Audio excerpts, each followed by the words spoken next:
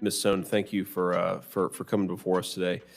So I want to take my line of questioning in a slightly different direction from some of the other folks. And I think just to be direct with you, Ms. Sohn, there are actually areas of substantive agreement between the two of us on some of these issues. But I also notice that you are a participant in what I would call this weird racialization of American political rhetoric in the last few years. And in particular, I think coming out of a desire to give equal opportunity and fairness to every American, regardless of skin color, that's of course a very good thing.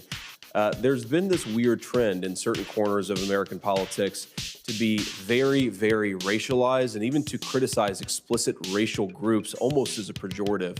And you unfortunately have participated in that. And I want to ask just a couple of questions on that.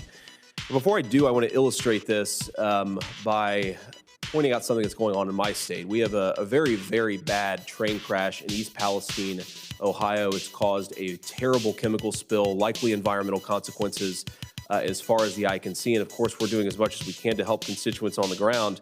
But I note that Secretary of Transportation Pete Buttigieg yesterday, when he made some public remarks, instead of commenting on this or talking about the issue or giving any reason to think that he's focused on one of the major transportation mishaps in this country over the last couple of years, he decided to instead focus on the terrible scourge of too many white men in the construction industry.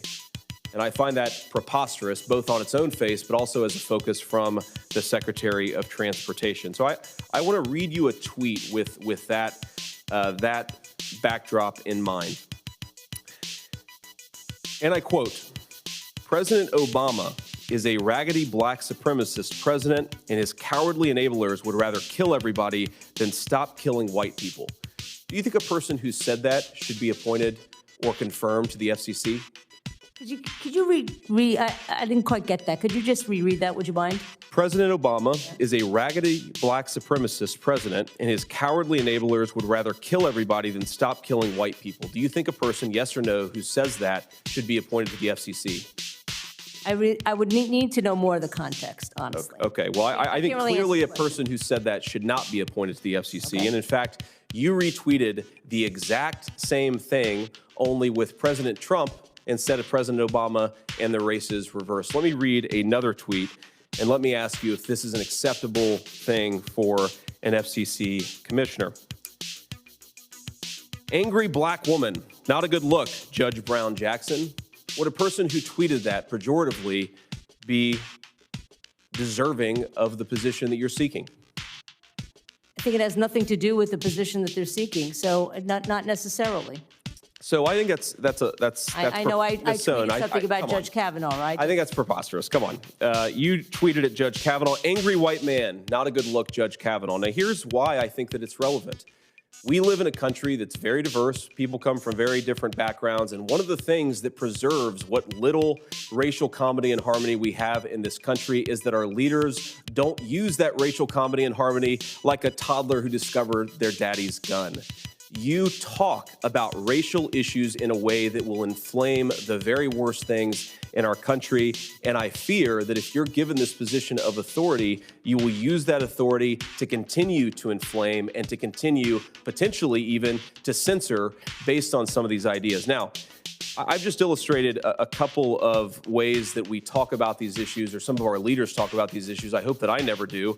And if I do, I hope my constituents will hold me to account for it.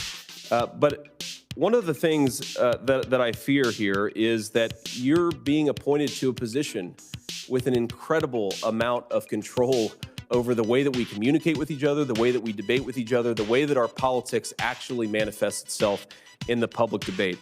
And I guess I'd ask you, do you think those comments are a good thing for the American people to hear, given how much power you will have if you get confirmed? Senator, I made those comments in my role as either a private citizen or a public advocate, and they will have absolutely no bearing on how I would act as an FCC commissioner. Ms. Sohn, I appreciate that, but they reveal something about how you see the world, how you think about the world, and how you feel about the world. So I understand and respect that you made them in your capacity as a private citizen, but they are reflective of a person who will have a lot of power if the Senate confirms your nomination. And this is why I'm going to oppose your nomination, despite some areas of substantive agreement. Thank you, Ms. Sohn. thanks for watching, everybody. Make sure to hit that subscribe button. Turn on your notifications so every time I put out a video, you can know about it. It'll come up in your feed. Hit that like button if you liked it. And be positive. Peace.